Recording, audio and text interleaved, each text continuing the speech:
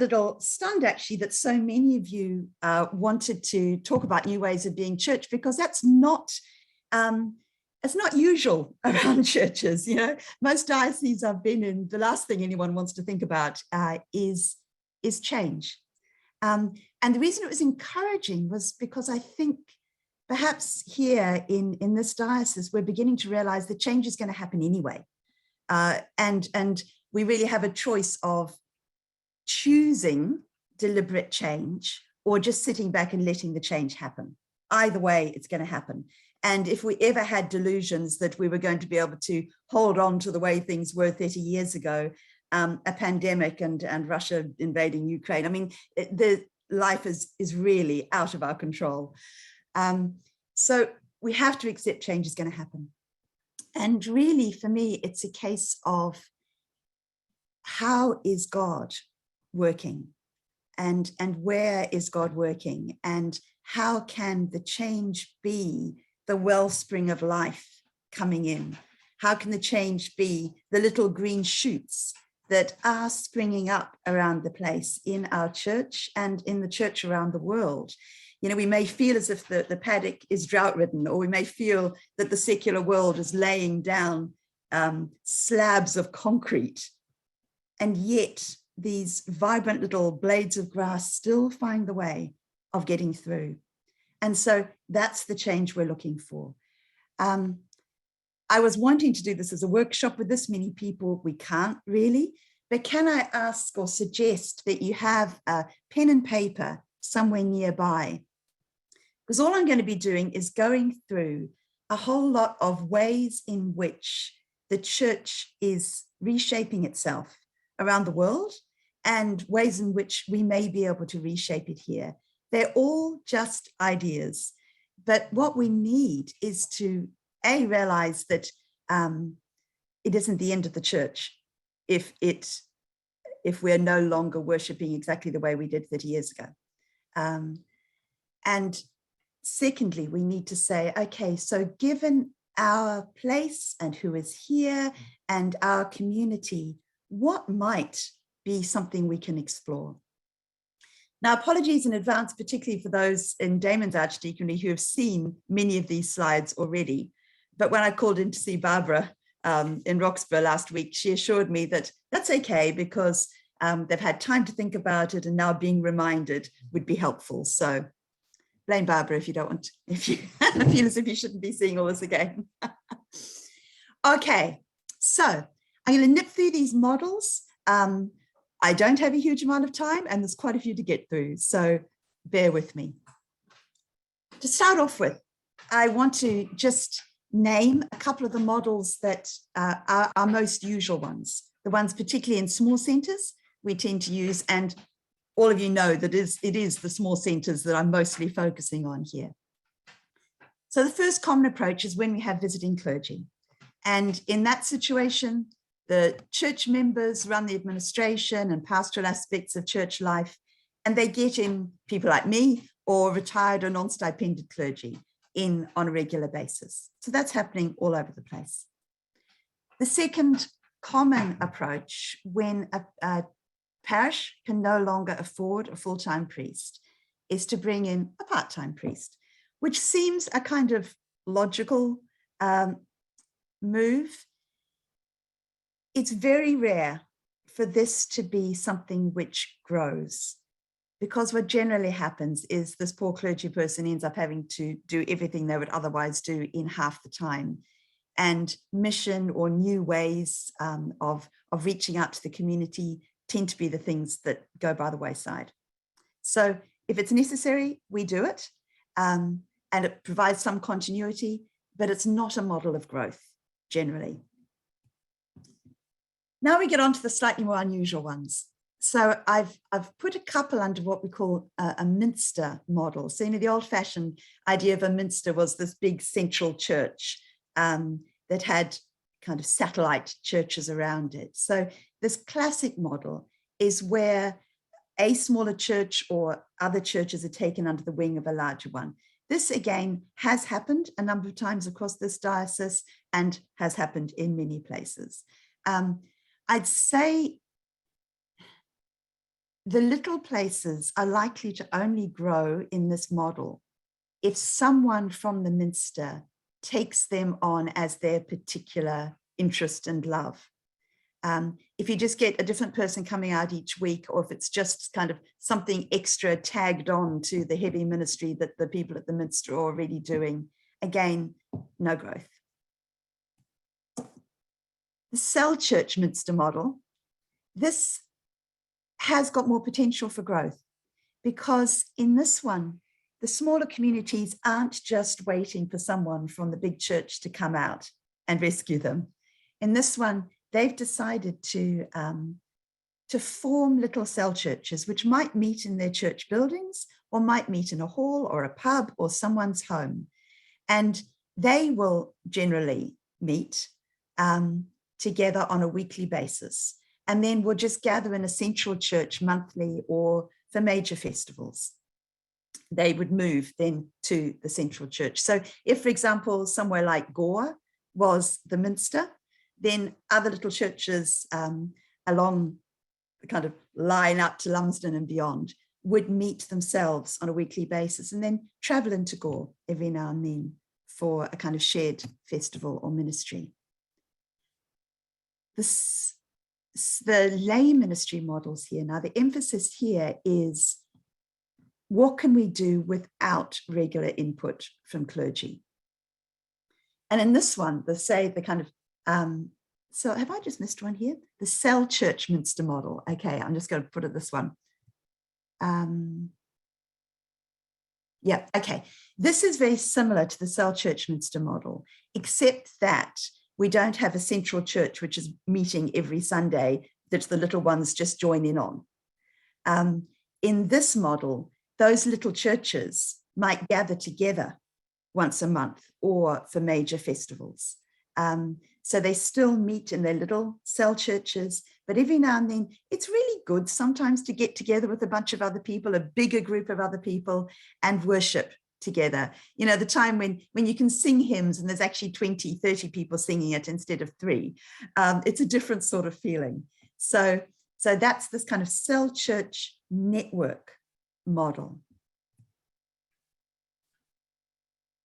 Local shared ministry. This is something that has been tried in various ways across the diocese. There are a couple of places that are still amazingly holding this together and doing a fabulous job. In a lot of other places, it kind of fizzled and died, mainly because there wasn't really the support in place to keep it going from the diocese largely.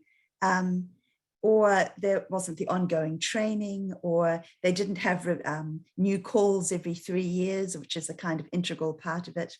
So this has been tried. If it was to be tried again, we would have to look at it again and make sure there were sufficient support and accountability structures in place. But really, this sort of model only works if you've got about 20 people to start with. As soon as you've got fewer than that, it ends up being a really heavy burden on a few people. You can disagree with me, by the way, okay? I'm just putting stuff out there. The third lay ministry model is kind of taking the idea of local shared ministry, but moving it out to a regional area. So where in local shared ministry, a team is called from a single faith community. In regional shared ministry, a team might be called across a whole region. And they then work together across that region. It requires even more dedication on the part of the team because there's a lot of travel involved there. But it does mean you've got a bigger group to call people into ministry from.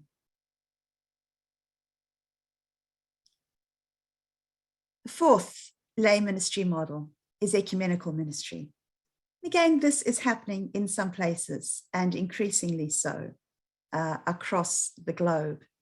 And that's where we begin to sacrifice a little bit of our denominational separateness and say, okay, there's simply not enough people in this tiny community to warrant having a Presbyterian church and a Catholic church and an Anglican church. So we're going to meet ecumenically, weekly or monthly, for prayer, study, and worship, and support each other And yes, we may invite in a visiting minister or a priest a few times a year. And then combining bits of all those things. So Anglicans that meet weekly or monthly for prayer or study, sometimes they have morning prayer, sometimes there's visiting priests, sometimes services are ecumenical, sometimes LLMs use extended communion. So Waikouaiti is doing this. They're inviting in priests all the time. They're sometimes working ecumenically. They're also meeting as study groups. So this is a kind of mix it all up, trying to get the best of each model happening there. Okay, chaplaincy model. Now, again, this can take a whole lot of forms, and many of you will know this is something which is quite dear to my heart, and I see in some form could be a way forward for many areas in our diocese. So the chaplaincy hub model would be where we choose one centre as a hub and we base a part-time or a non-stipendiated priest there, and they are then a chaplain to that centre and to the surrounding centres. What makes this different to the previous models is that the chaplain's role is primarily to be in the communities. They're not there to run a particular church. Even if they're associated with one centre, they're not there to run that centre. So the administrative stuff should be being done by the centres. The chaplain's role is to be out there in the community, doing most of the stuff that traditionally parishes have got fed up with if their priest spent too much time doing. So most parishes, if they saw their priest spending the day sitting in a cafe and an evening sitting in a pub, would get upset. Whereas with the chaplaincy model, we're saying that's precisely what we want them to be doing. We want them to be in the cafes, in the pubs, at the football games, at the farmers' gatherings. We want them to be in people's homes, doing the visiting that most parish priests simply have no time anymore to do. And we want that because people in our communities are simply not going to come into the church voluntarily very often. We've got to the stage where it really doesn't enter their heads anymore. But it doesn't mean that people out there aren't interested in this concept of God. They're not interested. It doesn't mean that they're not interested in spirituality and in meaning and in purpose. And we believe that if we are out there and visible, not pressuring anything, being there at times of need, being there when there's crises, being there as a trusted person in the community, then we're there when people want to talk. And we found that happens. Sit down in a cafe with a collar on, and it won't happen every time, but sometimes people will come over and start talking. So this is essentially an outward looking model. Rural chaplaincy. This is when we move beyond a kind of small area and say, okay, let's look at Southland, let's look at Central, let's look at Northland and across the top of our diocese. And let's have a rural chaplain who is paid full-time to do that sort of chaplaincy work that I've been talking about, the visiting and the presence in the community and the being there for the people who either can't or won't come through the church doors. And then they will gather a team around them of our incredibly varied and talented local people who will then provide this chaplaincy network across the region. The chaplain may still be there as a visiting clergy person for services and may still run Bible studies. It may not always be on a Sunday and it may not always be in a church, but their main focus is outward looking. The third chaplaincy model, I heard about this a few years back. As the Reformation was building up, the Catholic Church had these things they called confraternities. And that was essentially gatherings of lay people who had a passion for some form of outward ministry. In those days, it was often things like looking after orphans or looking after people who, in one part of Italy, when syphilis hit and no one would touch the people with syphilis, confraternities would get together to nurse those people. It's an essentially outward-looking model in that they got together to pray and to support each other in their ministry. So it is a chaplaincy thing in that it is outward-looking. And so the confraternity model would be where ecumenical groups say, there is a need in our community, and identify that need, get together, pray, study the Bible, ask for God's strength to equip them in meeting that need. And look, we may not be talking about anything huge. We could be talking about the simple recognition that every single one of our communities needs people praying for them. And if we weren't there, who would be doing that praying? It could be a bunch of women who enjoy knitting, saying, actually, we want to knit prayer shawls for people who are going through a rough time and would like the comfort of something like that wrapped around them. It could be a group who know that there are refugees coming into their community and want to get together to pray and support that. So this could be an ongoing thing. It could be a short-term thing. But the crucial elements are that they are meeting to pray, read the Bible in order to be ministers to their community. I've put this under the chaplaincy model, the scattered people of the Good Shepherd. Many of you have heard me talk about this. It's a model which was kind of invented by a Western Australian diocese that, like us, has very few people scattered over a big area.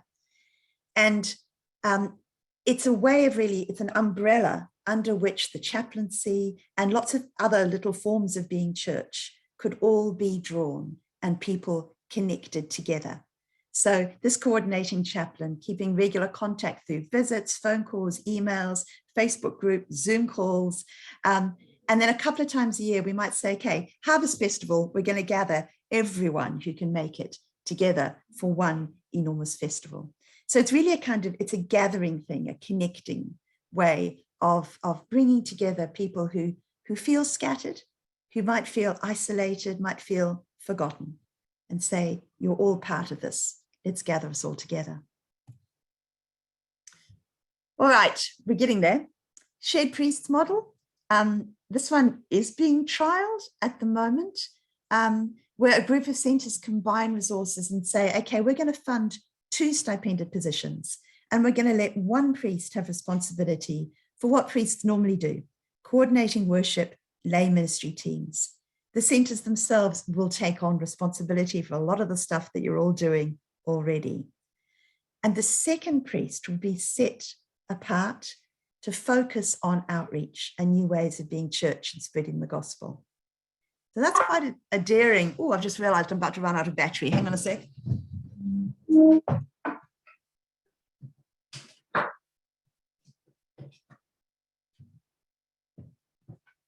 Good, still there. My laptop tends to give me about 20 seconds warning before it blanks out. So glad that didn't happen. Okay. Another shared priest model is the idea that as a diocese, we get together a team of priests and laity and licensed lay people and say, okay, we might work out how we can go to all these little centres and provide ministry once a month. And within that team, hopefully, we'll bring in people with children's ministry specialists or whatever might be needed around the place. Don't know if this is viable, but it's another idea for us to work with. Online worship. This is happening all over the place, where people simply plug into YouTube and watch a service from their church or any church around the world online. It's an amazing gift that we've had over COVID. My hesitation with this model is it's incredibly passive on the type of on the part of those of us who watch, and we can pick and choose and go off and make a cup of tea in the middle, and we don't have the struggle of dealing with other difficult human beings, which I think is really a part of what it means to be the body of Christ. But it's great when all else fails. Zoom Church Model A, this is something I know the Presbyterian Church offered, which was simply saying, if I can't get to you because of lockdowns or because of petrol prices, whatever it might be, I'll zoom into you as an individual center and, provide a sermon and provide a service. The second model is the one you all know we're launching on Sunday and we're going to try. And in this one on Sunday, we've got 6 individuals or small groups of people or whole congregations, and maybe more, we don't know, who are going to zoom in together, and Bishop Steve will lead them through a reserved sacrament service. And we're trying to say, this is not passive. So there will be times in the service where you talk together as a fellowship where you are, and there'll be times where you talk across the network of people. So that as one little group of 3 people said to me, they're looking forward to this so that they know there's other people out there who are worshiping and that they can worship with them. So on Sunday at 10 o'clock, we're going to be trying this out, and we're going to try it for the next 3 months, see how it goes. It might be something we do for a lot longer. And this final one to put in here, again, is something we are just beginning to explore. I'm finding around the diocese that there are little things that are starting, and they might just be the idea of a house church in a place where there hasn't been a church. There might be a group of people who've started meeting who aren't actually connected to a parish. So they're kind of like a home group, but they're a home group without a parish to be attached to. And there's this lovely little family service that Richard Johnson and Aaron are running down in Invercargill that isn't actually part of St. Luke's, but is using St. Luke's grounds. So again, they're not actually attached to a parish, but it's a new little bit of life. It's one of these little green shoots pushing its way up between the concrete slats. And so we're thinking, how do we nurture these? They're not even really at the stage of being a local church, but we want to find out ways that we can support and we can have a tiny degree of accountability as much as we need, but we can help them grow into whatever bizarre shaped bush is needed in that place at that time. So that's kind of a new thing that we're beginning to feel our way through in the diocese. All right, that was a lot of stuff, I know, and a lot of ideas to throw your direction. I'm really happy to kind of circulate that whole PowerPoint, a printout of it all for you so that you've got longer to think about it. But if nothing else, I just want to communicate that there is so much potential. There is so much that could happen and so much that could grow. And the God we worship is a creator God. The God we worship is the wellspring that can flow into deserts. And be encouraged.